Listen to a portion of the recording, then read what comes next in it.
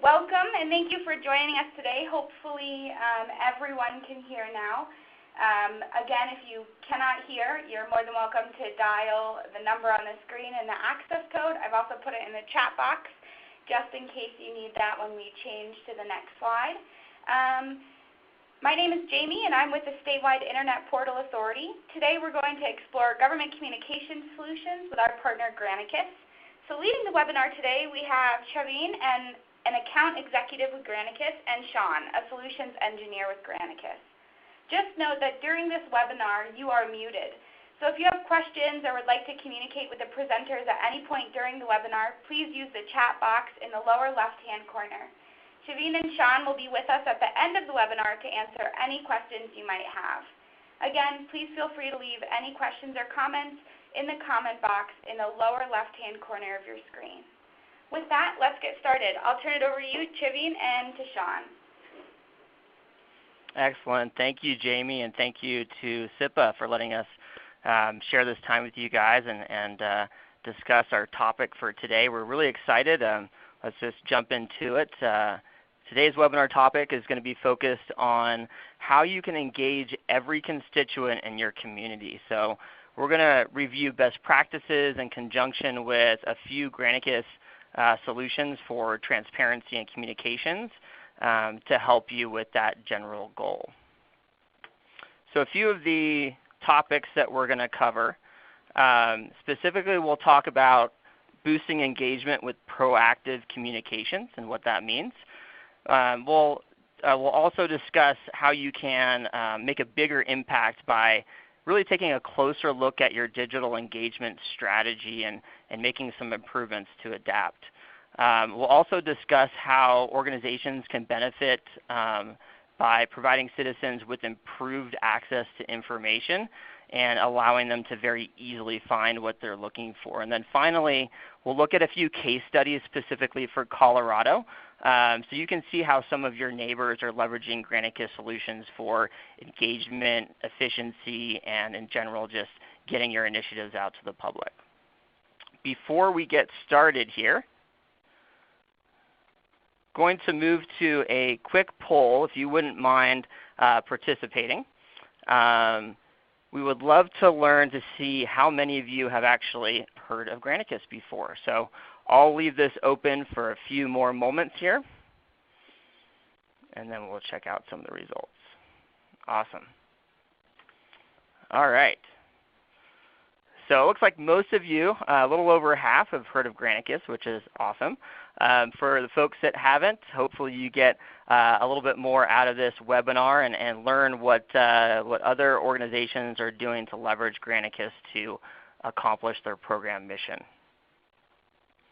All right. As Jamie introduced us, you heard that my name is Chaveen Muniz. I work with the Colorado market, helping folks like you guys to learn what Granicus does and how you might be able to leverage our solutions specifically for your organization. So Sean Pillow is one of our solution engineers. He's going to join us throughout the webinar, and he is one of our resident experts on the communication side with our GovDelivery platform. All right. So Granicus Solutions. Throughout this discussion today, we'll look at not just some examples of the direction that some organizations are heading in for things like transparency, engagement, compliance, all that kind of stuff. But we'll also look at some case studies, trends, and best practices that correlate with the various Granicus solutions that are actually available to you guys right now through the partnership with SIPA. So really excited to share that with you. This new partnership should give you some great access to new technology that will hopefully help you get closer to accomplishing your initiatives. Granicus does have a full platform of government cloud-based solutions really designed to meet your needs. Any government organization looking to better engage citizens, improve efficiency, while at the same time providing a much easier way for citizens to access public information for improved transparency and awareness in their community. So we'll get into these a little bit more throughout the webinar. All right, so It's worth mentioning that Granicus is 100% dedicated to supporting government. And we've been dedicated in this market for more than 15 years, right? So we're pretty well established. In fact, we have the only comprehensive built for government engagement platform. No other company combines our unique set of products and services in this manner. So we can help you to reach more citizens. We do this through a network of 185 million people that are subscribed, and that network allows us to reach 30 to 40% of the population in any geographic segment that you select, right? So 30 to 40% of your community is already connected to government through the Granicus Network and through our communications solution. So because of the work exclusively with government, we can share unique insights based on best practices, what's working among our 3,000 federal, state, special district, local partner agencies. All right, so let's take a look at a few of our partners in Colorado, and keeping in mind that this is growing every day. So you can see that you have some neighbors right next door to you that are using or partnering Granicus to better achieve some of their program goals and really accomplish their strategic priorities. So with this, I'm actually going to hand it over to Sean Pillow, and he's going to talk a little bit about really modernizing government services through better engagement and technology. Thanks, Shaveen. Very happy to be joining all of you today. So we here at Granicus are really focused on modernizing government services. In fact, we have our upcoming national summit in about a month, and digital modernization is really the focal point because we know that this increasingly rapid adoption of technology is changing the way that people connect, and increasingly both for reasons of better customer experience, but also better efficiency, those types of interactions are increasingly taking place online. So why is this happening? So we talked a little bit about the efficiency, but then also there's a cost savings as well. So prior to the widespread adoption of email, print newsletters were a very common way for people to interact. And the same thing was a question previously for transactions.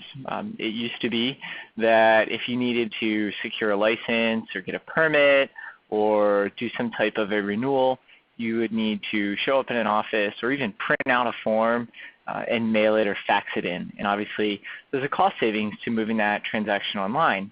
We're not concerned about whether or not if this is going to happen, but how well it's going to happen. Unfortunately, it is not a field of dreams. And you'll see here that just because you build it, it does not necessarily mean that people will come. So this is from a survey about digital service deliveries. And so you see for some of the most common ones right there at the top, renewing a driver's license or a car registration, even when the service is online, almost half of people are not aware that they could do it. And that's something that's statewide. When we look at local government services, such as paying a fine or a parking ticket, which is inconvenient enough to have received one of those in the first place, but then 80% of people still are not taking care of that online. They're actually showing up and doing it in person. Same thing for using a service like 311 or hunting or fishing licenses. All of these different things that people can do on your website, they may not be aware of that ability, and they're still doing that in an offline way. Not a great customer experience, and then also costly for you to have people interact. So we want to look at an example of how one agency has kind of changed the face of that service delivery. And so we look at the Port of Tacoma, Washington. They had a lot of challenges about driving people to interact with the different things that they could do on their websites. They needed to dramatically raise awareness of all of those digital services, even for simple things like signing up for a port tour. And so through promoting more digital communications, they're able to increase their outreach substantially. They sent almost 500,000 messages in a one-year period, and they had a 40% engagement rate with the content that they were promoting. And so they were able to raise awareness of what the port did and then drive people, whether those people were businesses or truckers or local residents, to an awareness of what the port could do for them. And it becomes really important to reach all of those constituents because 3/5 of your population is voting during a presidential election year, and that turnout drops off pretty substantially. So if the only means of feedback that you have is voting data, it may not necessarily be impactful.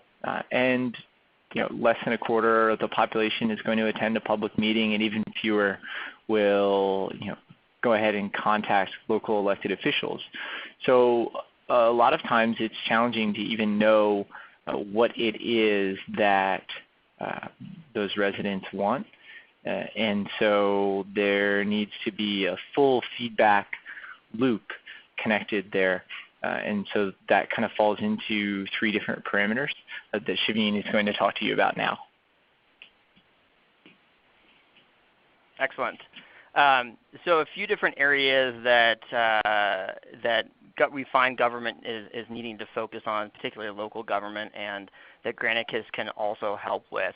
So helping to be more compliant, improving access to information for transparency, and being more proactive about engaging citizens with information about your organization and your initiatives, right? It's not always easy for citizens to stumble across your website. We need to make sure that we're getting out to them and providing them with that information. So we'd like to learn a little bit more about your organization's priorities. So a quick poll here. Give you guys a few minutes to read through these and select which priority is kind of top for your agency there.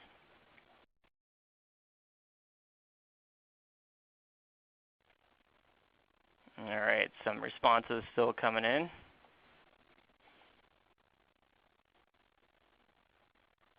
Excellent. All right, so let's take a look at this.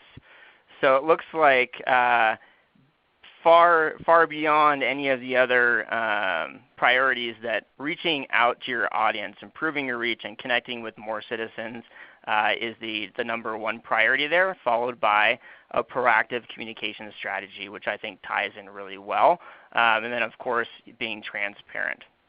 So appreciate your participation in that poll. We'll talk a little bit more now, getting into specifically what it means to be compliant, transparent, and proactive. So we're finding through through different statutes and organizations that are focused on what government needs to pay attention to these days, that meetings and decisions must be open to the public, right? It's not enough just to meet, but you actually have to have that information readily available where people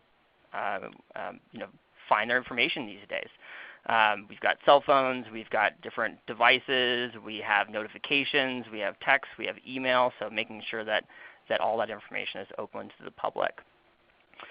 Next is agendas and minutes. Those must be posted and get up there quickly, right? So part of that is just efficiency. You've got a lot of things to do. How can we get that information out quickly? Approval rules for new entities or new levies must be followed precisely. So we need to make sure that we are meeting those types of rules. Contracts must be awarded with full transparency. Being a company that has to follow these processes, we're well aware that we need to make sure that as you work with the various contractors and vendors, that there is all that information out to the public so that citizens know you guys are following your due diligence. And then finally, meet all accessibility requirements from ADA, right? So how do we make sure that if we are providing, for example, the streaming video of meetings to the public, that we're actually having closed captioning, that access is available to every person for the information that you're getting out there. All right, so being transparent. This has kind of changed over the years, right? Before it was simply how do we get our information on the website, right? Now it's changed a little bit to how do we make sure that this information is really easily accessible and people can find it? Is all the meeting information indexed? Are we able to search for it and find a specific resolution, a specific vote? For sensitive topics, it's especially important when your organization has something in the news that you're proactive about having that access to information. So when people go to your website, they're able to easily find that you have distributed this in a manner where they can find it. All right, so that kind of leads me into being proactive. So when you think about being proactive, that can mean a few different things. But we really want to find ways to get this information to citizens by promoting what your district is doing. So the first focus is connecting with more citizens or growing your reach, right? So from there, we want to actively collect feedback and concerns early and often, right? We want to make sure that we are connecting with people and have a pulse on how people feel about your organization, whether it's a city or even a special district or at the state level, right? And then really control the narrative, right? So work to get out regular professional communications that share your not just some of these negative things that we see out in the news, not just try to control that, but also to share your successes. Let people know what positive things you're doing in the community so that they can see where their tax money is going to.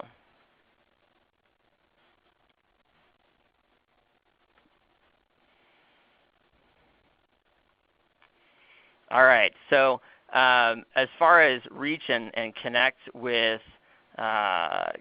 with more citizens, I am going to, again, hand this quickly over to Sean for sort of his brilliance in this area with our wonderful network through the GovDelivery Communications Cloud. Thanks. Yeah, so one of the things that we are really focused on is that if, like we talked about before, if you are in compliance and you are being transparent, then obviously that last item of being proactive is really important. Many people will reach out to get that information, but as we saw, less than 20% of people are going to contact a local elected official. Only a quarter of people will show up to a public meeting.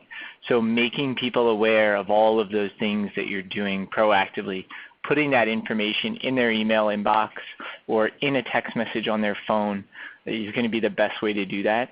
And we really specialize in growing reach because we do have these 180 million people who are already getting information from state, local, and federal agencies.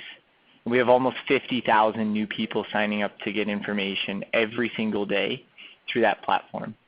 And so as a result, we can dramatically expand an audience to amplify a message, as we saw with the Port of Tacoma, and then also make sure that people are getting information from agencies that they care about.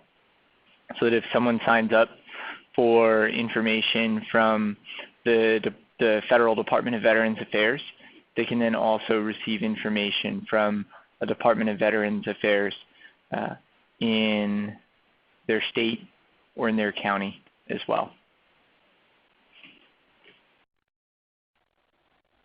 Okay, so let's take a look at an example of a Granicus partner that's leveraging technology to to meet some of their strategic priorities. The city of Castle Pines, Colorado, you may know it, is a small suburb. It lies between Denver and Colorado Springs, and it has a population just over 10,000 people. So even from the lower end of the population spectrum all the way up to cities like Denver, this technology becomes important. So touching on compliance first, we made their information more readily accessible. So we're talking about having agendas that are going out as soon as they're prepared to the website through our software, building that information within our system, and at the same time, once you do so, making it fully searchable. So having these upcoming meetings, the agenda ready and ready to go. In addition to that, after the meeting, we want to make sure that we have the minutes up there, a full comprehensive record as soon as possible. So we're going to help to get that information out to the public quicker, because if you're able to get your minutes done, get that information completed sooner, then you'll be able to get it out to the public. Again, we want to make sure that we're not just thinking of sort of the old way of making information transparent and just having it on a place on the website, not necessarily caring how people access that information. We want to make sure that it's within a couple of clicks to access your meeting page, how decisions are made, and that it's fully searchable. Again, find a resolution, find information on something recently that occurred for something that happened with water or some ordinance that changed. Be able to find that information and have a comprehensive record so you can pull up that record and have it look a little bit like this, right? So pre and post meeting agenda access through Granicus really means that you'll have everything all in one place.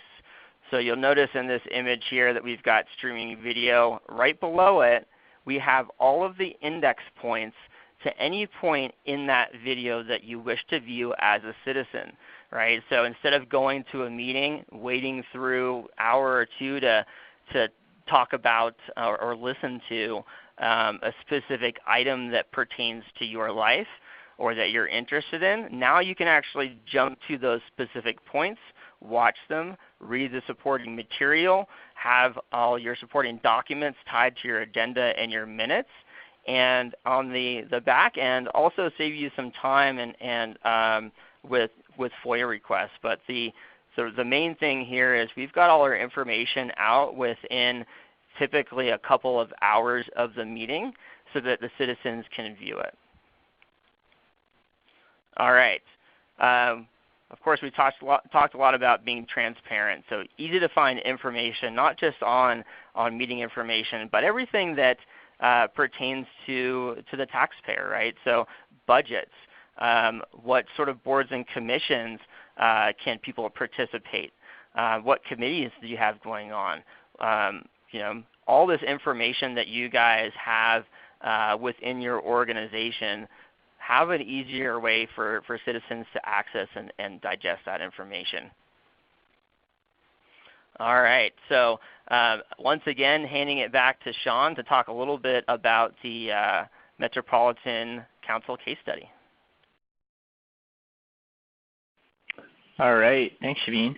So the Metropolitan Council is an organization in the Minneapolis metropolitan area, and they do an excellent job at being proactive, that kind of third piece of the puzzle, and they're proactive in a variety of different ways.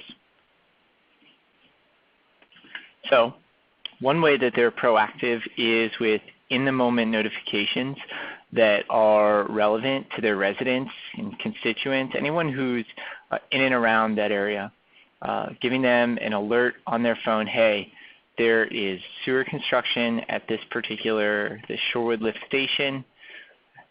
If you want more information, here's a web link where you can get that.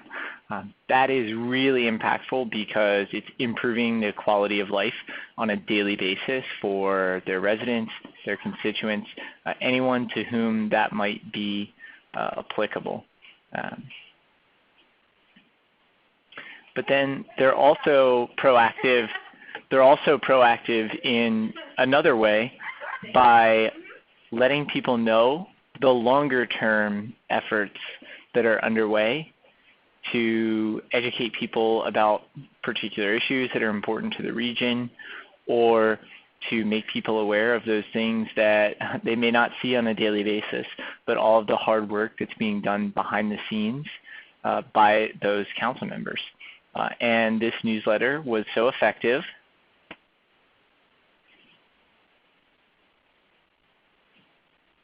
that another council member launched theirs shortly thereafter.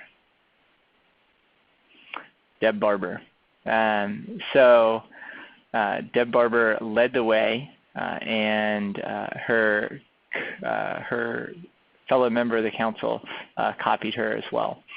Again, being proactive, letting people know all of the things that are going on behind the scenes, so that they are not just seeing something in the moment when it happens, but they get a sense of all of the efforts and feedback that went into it. And here we see that that's something else that they're doing as well. So they have an initiative called Thrive MSP. They have one vision for what the metropolitan region will look like in the future, and they wanted to solicit feedback from people. You know, any project always appears to someone who's been uninvolved to be an iceberg, right? And as impressive as it is above the surface, there's so much more underneath that has gone into it. And the Metro Council wanted to proactively solicit feedback. So in addition to having those newsletters to let people know what's going on, they're also driving people to suggest their ideas. Here you can see this is quite a detailed idea that's coming from someone in their constituency. But it's really important to be able to do that, because then when a project does come to completion, you can see everything that's come out of it. And that certainly was the case with the city of Sacramento. They had an initiative to drive more volunteers to sign up. They wanted to get the community more involved locally. And so they had to do a lot of different things. And so you can see at the bottom line there, they're able to increase their volunteer hours by 30,000. They had nearly $750,000 in donated services, and that translated to having 201 full-time staff people, and that was just through volunteer hours. But to be able to do that, they needed to grow the number of subscribers that they had on their email lists by almost 10,000, and they had to promote a wide variety of different volunteer opportunities. You know, park cleanups, fairs and festivals, museum guide opportunities as well. They would dramatically improve the quality of life for the entire community, and then also provide a variety of ways for people to give back. So they didn't just need to increase their audience. They needed to really think strategically about the types of communications that they were providing to that audience, so that they could capture as many of those interested people as possible. Slightly different here. The Georgia Department of Natural Resources wanted to increase the number of park reservations that they were selling, and they wanted to drive more revenue for their department. And they launched an outdoor map that let people see all of the different things that they could take advantage of throughout the state. By promoting it, they estimated that they received an additional 30 reservations per day for their various parks, and that was almost $250,000 in revenue. And they dramatically increased their web traffic. But again, all of that was the result of a sophisticated outreach strategy. And they were doing all of those different things. They were being transparent. They're putting all that information about their services on their website, and then they're being proactive in driving people there to take advantage of it. Most of the time, it really, really is about driving awareness and driving people to take an action. Who wouldn't want to be taking advantage of all the beautiful opportunities that are available throughout the state?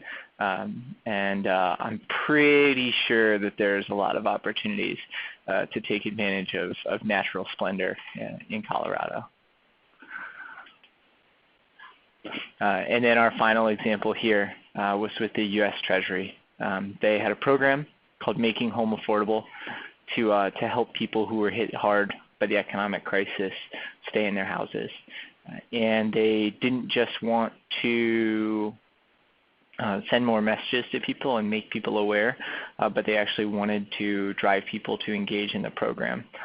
They increased the number of people that they were reaching by almost 80,000. And they increased their web traffic pretty significantly by about 20%, but most importantly, they increased their visits by almost 70%. So people weren't just coming to the website once, they were coming back repeatedly to get more information about the program and then ultimately to participate and enroll in the final stages of that program. So it wasn't just about putting that information on the web. It was about repeatedly getting it into the hands of the people that they wanted to work with and getting those people to enroll, become educated in the program, and then sign up. And we see that that's pretty commonly something that needs to be done, which is not just to be compliant and and expose all of that information that you're required to, not just to be transparent and put all the information out there that you want to put out there, but then also be proactive and push people to engage with that content through a strong call to action and obviously through a detailed communication strategy. Excellent. Thank you, Sean. So really you can see through a lot of these different examples and you know, this is government using our communication system every day to leverage and increase reach and citizen engagement to achieve their program goals. So as you guys recognized through that poll earlier, you can see how important it is to make sure you're connecting with more people, engaging them around important topics. All right, so how to leverage Granicus technology. Just a little high-level insight into some of our solutions. And of course, always encourage you to reach out with more questions, and we can always do a walkthrough of these applications. The first, agenda management, right? You may have heard this before. It's not a new thing. Granicus has been in this field for, well, our Legistar system was developed 30 years ago, to give you kind of an example. Scalable to all different sizes of government. This helps you become more compliant and transparent. Get those agendas out quicker.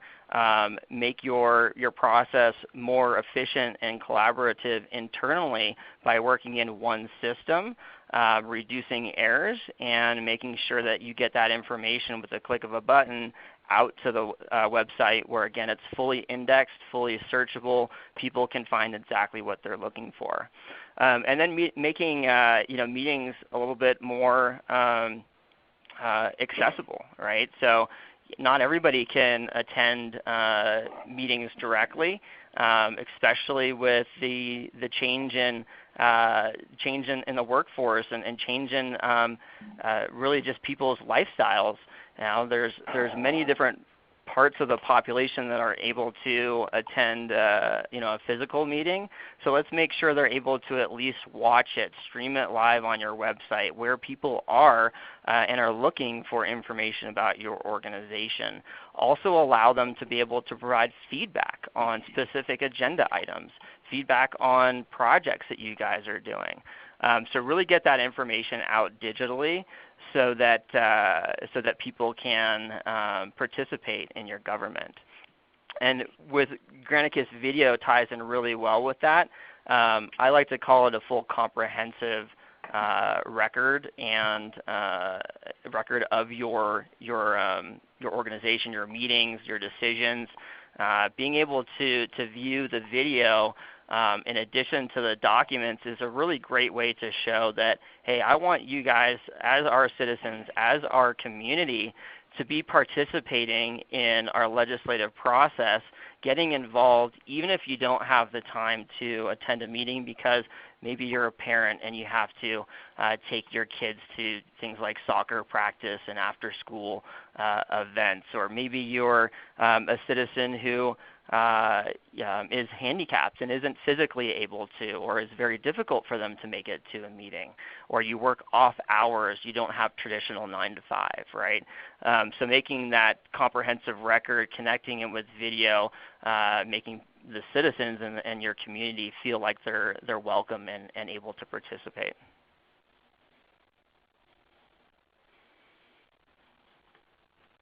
And then I'm going to actually let Sean cover the communications cloud part of it on the bottom there. Yeah, so our communications cloud gives you a variety of different ways to interact with constituents. So those newsletters and email campaigns, or even those proactive text message alerts can be really important, both for in the moment and in long-term communications.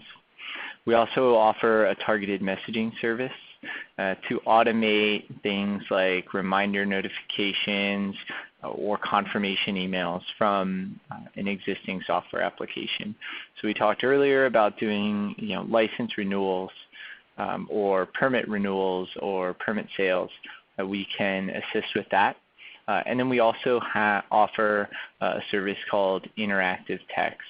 So in addition to getting feedback on your website or in those public meetings, enabling people to provide that feedback through a short text message-based survey. Very quickly, you can put that text message up on a billboard or on a banner or on a slide at a public meeting and ask people to text in and provide their feedback in real time.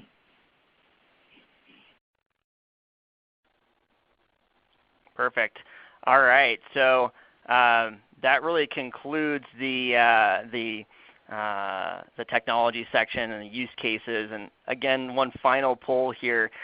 We would love to speak to you a little bit more about our solutions, how we can help you connect more with your citizens. So give you a few minutes to answer whether you would love to set up a meeting and discuss your priorities and see how we can match up a solution with some of your initiatives there.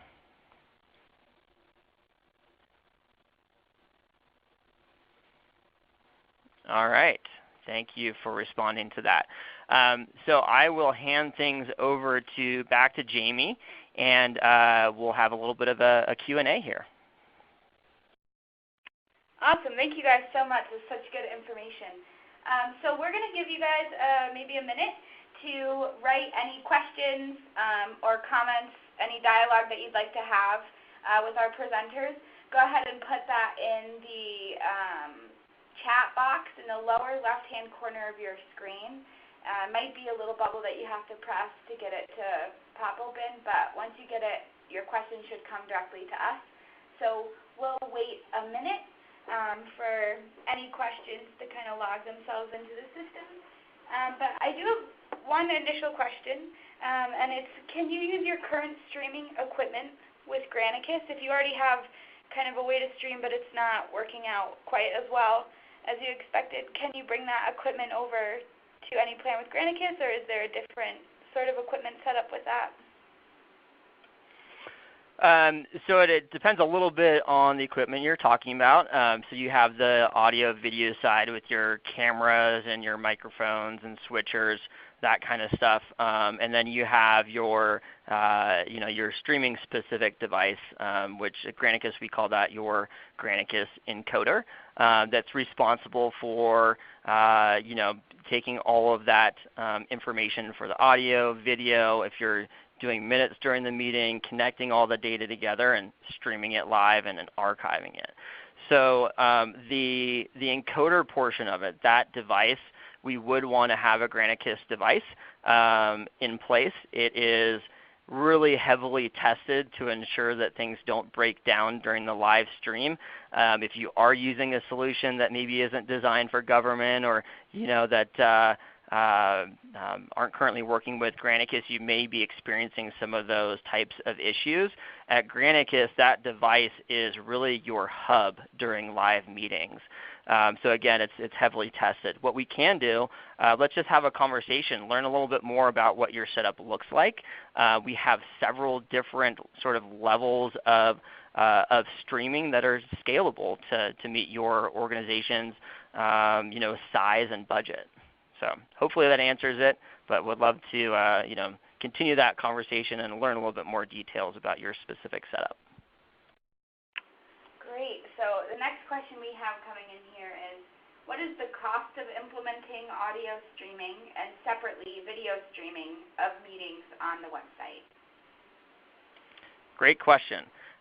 So there is kind of a wide range, right? It is a fully managed, fully supported solution. So we monitor everything on our end, and even the hardware that you guys would have in the meeting chambers is managed by our support team.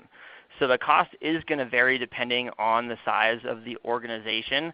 I would say that it could range anywhere from a few $100s a month all the way up to a large city that might be in the hundreds of thousands. We work with state legislatures, we work the House, the Senate. So once you get up to that size and you're running 28 simultaneous meetings or so, it's a live example that I was working with somebody yesterday on.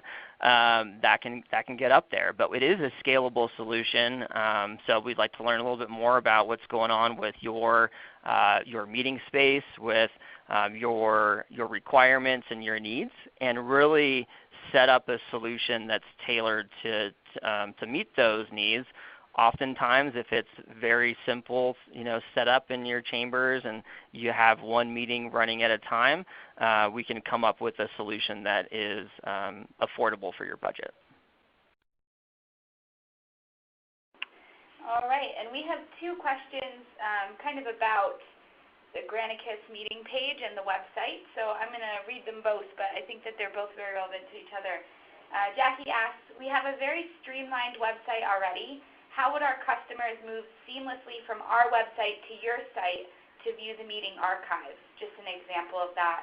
And then I think related, another question, can the Granicus meeting page be embedded into one's own website? Referring to the screenshot that showed the individual meeting that you had on the slideshow.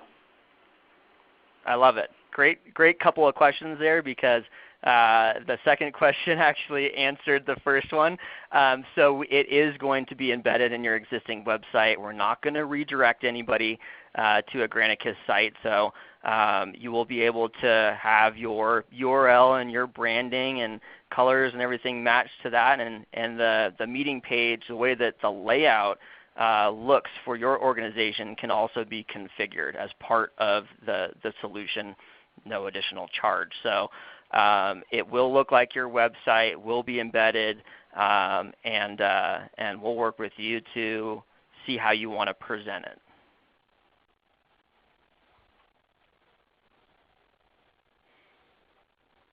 Hope that answers that question there. All right, and we will give probably another minute to see if any more questions roll in, and then we probably should be good to wrap up. But I do want to give anyone an extra second while they're digesting the information if they feel like they have a question. Awesome. While we're waiting for those questions to come in, since increasing reach and connecting with more citizens was one of the most desirable, not desirable, was one of the highest priorities that we saw in the poll earlier. I did want to mention that when we're talking about providing this meeting information through our meeting solution, right? So that embedded page on your site where you have the comprehensive record, we are able to use our communications cloud solution to proactively provide updates made to that page, so a new agenda or new minutes or upcoming information about a meeting. we can connect that with that content with specific subscriptions in Communications Cloud. So as you guys are updating information that's important on the website, these folks that are subscribed, that we will help you to get subscribed, are going to get automatic updates that those pages have been updated. So there's some really creative ways that we can integrate the solutions to make sure that we're not only giving your citizens meeting compliance, giving your citizens better access to information, fully searchable, all that kind of good stuff. But we're also saying, hey, you told me that as a citizen, you are interested in receiving information about this category from our organization. We just wanted to let you know that we have some updated information for you. So a really great way to be proactive while kind of reducing a little bit of work on your end and having the system kind of run itself, right?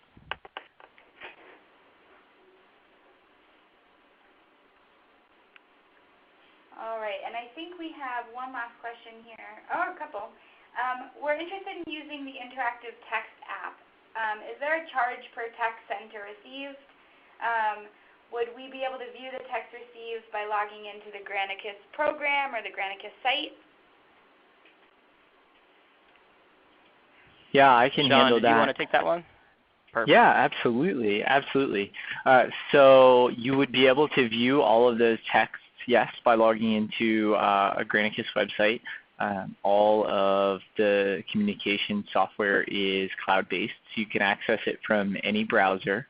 And what we do there is we determine what the size of the audience you're going to try to reach out to will be, how many questions you want to ask those people during the course of that survey, and then we will right size what that cost will be based on how you want to use it.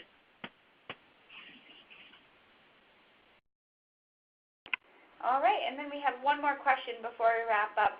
Do public viewers need to download anything regarding Granicus in order to see the certain sendouts or the video streaming? So with video streaming, it's changed a little bit over the years. I know that you're probably thinking of, hey, there's multiple players out there. So we use an adaptable player, and they shouldn't have to download anything as long as they have a modern browser like Chrome or Firefox or any of those browsers out there. So no need to download anything. We do give you the option to allow citizens to download a video file if you wish.